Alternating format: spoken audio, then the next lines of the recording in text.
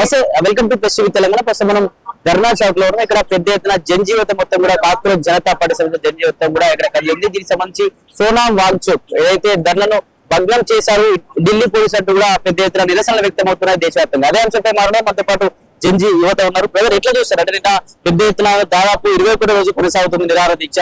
అతన్ని పోలీసులు వచ్చి ఒక తెల్ల పరదాను పెట్టి తీసుకెళ్ళి ఎట్లా చూస్తారు? అసలు ఈ దేశం ఎట్టిపోతుంది అనుకోవచ్చు. ఫస్ట్ ఈ దేశం డెమోక్రసీ ఒక జోక్ అయిపోతుంది. మన India is the largest democracy, but it is becoming joke అయిపోతుంది. సోనం వాంగ్చుక్ ని అక్కడ హంగర్ పాస్ చేస్తుంటూ హంగర్ స్ట్రైక్ స్టూడెంట్స్ కోసం. అదానికి అవసరమే లేదు. స్విట్జర్లాండ్ వీసా ఉంది, అక్కడ వెళ్ళి ప్రశాంతంగా బతకచ్చు. స్టూడెంట్స్ కోసం పాస్ ఇనిషియేటివ్ తీసుకున్నప్పుడు అకౌంటబిలిటీ ఉండాలి కదా గవర్నమెంట్ కి. Basic NEET conduct exams failure అవుతుంది, అది ఎందుకు సరే అకౌంటబిలిటీ నువ్వు ఎందుకు అని క్వశ్చన్ చేసే రైట్ కూడా లేదా? నీకు డెమోక్రసీలో ఉంది.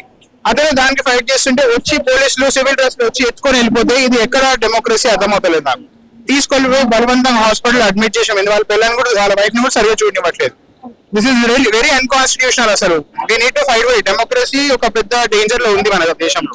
వి need to fight for democracy any day. అంటే నీట్ పేపర్ లీక్ అయిందని చెప్పేసి దాదాపు చాలా రోజుల నుంచి మీరు అందరూ ప్రొటెస్ట్ చేస్తా ఉన్నారు. మీ యొక్క వాయిస్ ని ప్రభుత్వానికి వినిపించేటువంటి ప్రయత్నం చేస్తా ఉన్నారు. ఇంత జరుగుతా ఉంటే సోనాం వాంగ్చుక్ అనే వ్యక్తి చైనా ఏజెంట్ అనడం, లేకపోతే దేశంలో ఇటువంటి మాటలు మాట్లాడడం ఎట్లా చూస్తారు? అసలు నిజంగా ఎట్లా చూస్తాం? జనాలని డివైడ్ చేసి ఇట్లా బడకాయించమంటారు కదా, అట్లా చేయాలని చూస్తున్నారు వాళ్ళు. చైనా ఏజెంట్ ఎందుకు అవుతాడు? అతనికి ఏషియాలో నోబెల్ ప్రైజ్ అంత లెవెల్ ప్రైజ్ అతనికి ఉంది. మొత్తం ఐస్ సూపర్స్ కట్టేసి మిలిటరీ టెన్స్ ఆర్మీకి ఇవన్నీ సోనం వాంగ్చుక్ చేసిండు. సోనం వాంగ్చుక్ చైనీస్ ఏజెంట్ అయి చూడడం కాదు, డజంట్ మ్యాటర్. ఫస్ట్ థింగ్ ఏంటంటే ఇక్కడ బేసిక్ ముద్ద అయింది, నీట్ ఎగ్జామ్ సరిగా జరుగుతలేవు. దాని అకౌంటబిలిటీ ఎక్కడ? ఎందుకు సరిగ్గా జరగట్లేదు? ఒకసారి లీక్ అయింది సరే, 2 సార్లు 3 సార్లు ఎన్నిసార్లు? అకౌంటబిలిటీ అనేది ఉండాలి. ఏ గవర్నమెంట్, బీజేపీ ఉండని, కాంగ్రెస్ ఉండని, సిపిఐ, ఏ పార్టీని ఉండని, డజంట్ మ్యాటర్. అకౌంటబిలిటీ ఉండాలి డెమోక్రసీలో. అకౌంటబిలిటీ, జస్టిస్ చాలా ఇంపార్టెంట్. ఏ పార్టీ అని ఉన్నాయి ఫరక్ కూడా వాడు. అదే కదా మన మెయిన్ థింగ్ కావాల్సింది. అది లేదు. ఈ రోజు ప్రొటెస్ట్ చేస్తా ఉన్నారు. ఈ రోజు నుంచి యువత మొత్తం కూడా రోడ్లపైకి వచ్చి ఎంత పెద్ద ఎత్తున గొంతు చించుకొని అరిచినా కూడా ప్రభుత్వాలు స్పందించకపోగా ఇష్టాన్ని దగ్గర అరెస్టు చేసి జైలులో బంధించేటువంటి చర్యలు జరుగుతా ఉన్నాయి. ఎందుకు ప్రభుత్వం ఈ విధంగా ఎందుకు కొనుక్కుంటుంది? ఎందుకు మీతో మాట్లాడలేకపోతుంది అంటారు? ఇప్పుడు గవర్నమెంట్ లో ప్రధాన రిజిగ్నేషన్ చేసిండు. తర్వాత నెక్స్ట్ నితిన్ గడ్కరీ అయినట్టు ప్రతి ఒక్క మినిస్టర్ నుంచి అకౌంటబిలిటీ అడుగుతూ పోతే వీళ్ళ ఏమైనా స్కామ్స్ అండ్ అన్ని బయటపడతాయి. It is very easy to avoid చేయడం, చాలా సింపుల్. వాళ్ళకి అకౌంటబిలిటీ చూపించడం ఇస్ వెరీ డిఫికల్ట్. సో అందుకే వాళ్ళు ఎంత అవాయిడ్ చేస్తారో అవాయిడ్ చేయడానికి ట్రై చేశారు. కాకపోతే now it has become really big. అది అవాయిడ్ చేయలేక ఇంకా సోనం వాంగ్చుక్ ఎత్తుకెళ్ళిపోయారు. ఇది one of the biggest blunder. Accountability చూపి డెమోక్రసీలో అసలు నీకు అది అవసరమే లేదు. ఇదంతా చేసే అవసరమే లేదు. అంటే అతను తీసుకెళ్లి బంధించినంత మాత్రం, అతన్ని హాస్పిటల్లో చూపించినంత మాత్రం ఉద్యమం అయిపోతున్నారు అనుకుంటున్నారా? ఇదంతా లేదు అయిపోతుంది. ఇన్ఫాక్ట్ ఇంకా ఇట్స్ లైక్ ఫైర్ లో ఫ్యూయల్ వేసినట్టు. ఇది ఇంకా ఎక్కువ అవుతుంది ప్రొటెస్ట్. ఇంకా బడగాయిస్తారు వాళ్ళు. ఇంకా బిగ్ థింగ్ అవుతుంది. అంటే ఏం చెప్పాలనుకుంటున్నారు? అంటే ఎంతో చాలా 20 మంది స్టూడెంట్స్, లీడ్ సంబంధించిన స్టూడెంట్స్ చనిపోయారు. ప్రభుత్వానికి మీ తరపున ఏం తెలియజేయబోతున్నారు చివరిగా? ఇట్లాంటివి ఫెయిల్యూర్ ఇన్ సిస్టమ్ ఒక పెద్ద ఫెయిల్యూర్. బేసిక్ మన దేశంలోనే అది one of the biggest exams. అది కండక్ట్ చేసే కేపబిలిటీ లేనప్పుడు ఇంకా what has our country become కదా? ఏం చెప్పాలనుకుంటున్నా అంటే ఇట్లాంటివి బేసిక్ థింగ్స్ ఒక చైల్డ్ ఆర్ ఆస్పిరెంట్ ఫ్యూచర్ మీద ఉంది. అది ఫ్యూచర్ డిపెండ్ అయి ఉంటుంది దాని మీద.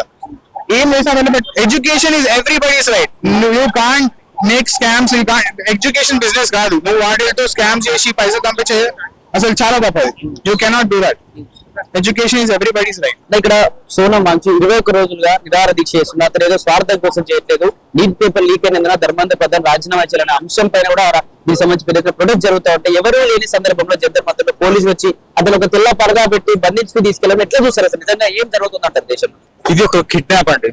This is not just removal of a person. ఇది ఒక కిడ్నాప్. అతను దాడికి తీసుకెళ్లాల్సిన అవసరం ఉంది. ఒకవేళ అతను తప్పు చేశాడు అనుకుంటే దానికి ప్రాసెస్ ఉంటుంది కదా. అట్లీస్ట్ ఒక స్ట్రక్చర్ కూడా తీసుకురాలేదు. ఒక క్లాత్ పెట్టి క్లాత్ మీద 21 రోజుల నుంచి తిండి తినకుండా ఉన్న వ్యక్తిని చాలా దారుణంగా తీసుకెళ్లారు. అదే పని మోడీ గారు ఆమె తల్లికి చేయగలరా? ఆమె ఇంట్లో ఒక వ్యక్తికి చేయగలరా? చేయలేదు కదా. ఆయన పార్టీలో ఒక మనిషి తప్పు చేస్తే ఆయన ఇప్పుడు దాకా ఒక మాట మాట్లాడలేదు. ఆ పార్టీలో ఉన్న ఏ ఒక్క మనిషి ఒక్క పర్సన్ కూడా బాధ్యత తీసుకోలేదు.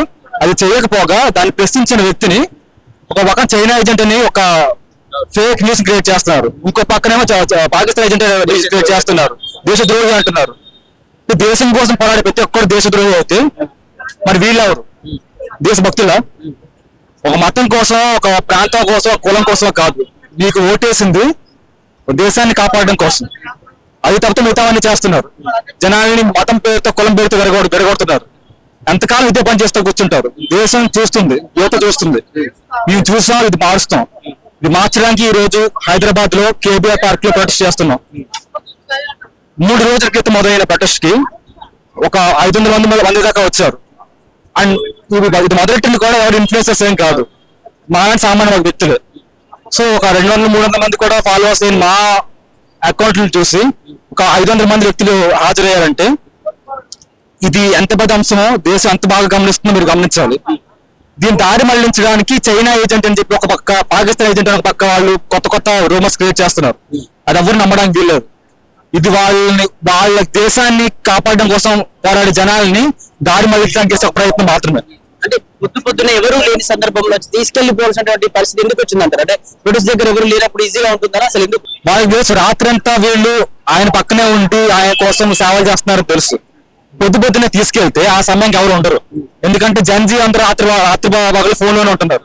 పొద్దున్న లేవడం లేట్ అవుతుంది. ఆ విషయం తెలుసుకున్న వాళ్ళు పొద్దున్న జనాలు లేని సమయం చూసుకుని సైలెంట్ గా తీసుకెళ్లిపోయారు. ఆ టైంలో జనాలు లేరు, ఆపడం కూడా ఎవరు లేరు. సో తక్కువ మంది జనాల సమయంలో ఒక నక్కలాగా దొంగ దెబ్బ తీశారు వాళ్ళని. ఇది ప్రజాస్వామ్యం జరగాల్సిన విషయం కాదు. ప్రజాస్వామ్యబద్ధంగా చేయాల్సిన పని ఏంటంటే వాళ్ళ ముందు ఒక ఇంటిమేషన్ ఇవ్వడం, ఆయన చేసిన ఒక పనికి వాళ్ళు ఒక మైక్లో మాట్లాడడం, లేకపోతే వచ్చి వాళ్ళు ఒక సందేశం చెప్పడం చేయలేదు. ఇదే సోనం వాంగ్చుక్ వాళ్ళ నాన్నగారు ప్రొటెస్ట్ చేసినప్పుడు ఇందిరాగాంధీ గారు స్వయంగా వచ్చి మాట్లాడారు. ఆయన విరమణ చేసేలా చేశారు. లోక్పాల్ బిల్ కోసం ప్రొటెస్ట్ జరిగినప్పుడు అప్పుడున్న బీజేపీ గవర్నమెంట్ ఆయన సపోర్ట్ చేసింది. కానీ అప్పుడున్న అన్నా హజారే గారు ఆయన్ని మద్దతుని తీసుకోలేదు. ఎందుకంటే ఒక మతాన్ని రెచ్చగొట్టే పార్టీని ఎప్పుడు మద్దతు తీసుకోవాలని చెప్పి వదిలేశారు. కానీ ఈయన ప్రొటెస్ట్ చేస్తున్నప్పుడు వీళ్ళు రాలేదు సరి కదా, ఆయనని బలవంతంగా ఎత్తుకెళ్లారు. మన మోడీ గారికి స్టేజ్ మాట్లాడే అంత ఇది అందరికి తెలుసు. ఒక ప్రాంప్ట్ గా ఆయన మాట్లాడరు. సో ఆయన తప్పించుకోవడానికి చేసే ప్రయత్నాలు ఇది ఒకటి. అంటే ఇక్కడ అతను సోనం వాంగ్చుక్ ని తీసుకెళ్తున్న క్రమంలో అభిజిత్ దిప్కి ఆపడానికి వస్తే అతన్ని పోలీసులు పట్టుకుని పిడిగుద్దులు వీడియో కూడా మీరు చూసుంటారు. ఎందుకు మరీ అంత పర్సనల్ ఎందుకు తీసుకోవాల్సి వస్తుంది పోలీసులు కూడా? ఇది ఒక కక్ష సాధింపు చర్య అండి. వాళ్ళు చేసే పనిని వీళ్ళు ఆపలేరు. ఎందుకంటే దేశం అంతా వాళ్ళు సపోర్ట్ చేస్తున్నా తెలుసు.